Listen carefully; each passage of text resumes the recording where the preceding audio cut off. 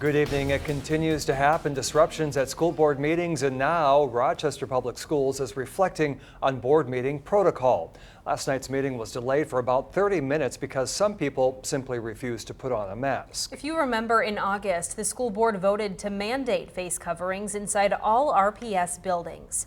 New tonight, our Maria Bray spoke with the district today about how meetings may be handled moving forward. So Cam, it seems to be a parent thing, some frustrated with mask wearing. Yeah, the school board chair tells me most students don't complain about masking in school, but it's a different story for some parents at the RPS board meetings.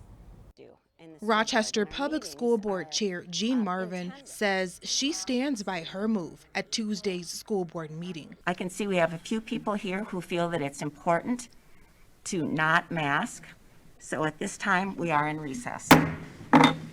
The board meeting brought a crowd. Some fighting against the board's mask rule caused the delay.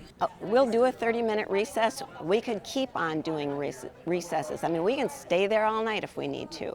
I think it's a colossal waste of time, and I think it's really disrespectful. School board meetings across the country have had disruptions over masking. You are all demonic entities. And Governor Tim Walz even weighed in. And I know how hard this is when folks show up at school board meetings to push a political agenda. I think it was incredibly well said that these folks don't run for this position for a political agenda. They run to get our children the best education possible. Marvin says the Rochester mask rule applies once you step into the building. When we were in the boardroom, we couldn't see people in the hallway, but we understand now that there were people there who were not being masked. And, you know, it's an easy guideline to follow. If you're going to be in that building, you wear a mask. An exception would be addressing the board during public comments. Speakers can then remove their masks. They were authorized to not have a mask on.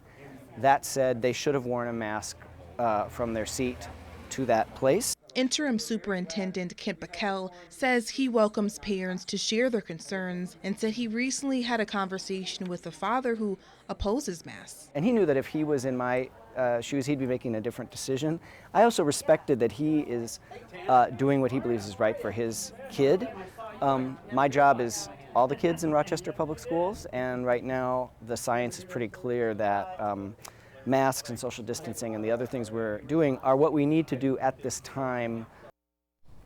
The RPS board chair says if someone has medical exemptions against wearing masks, then they would need to bring proof from their healthcare provider. Back to you.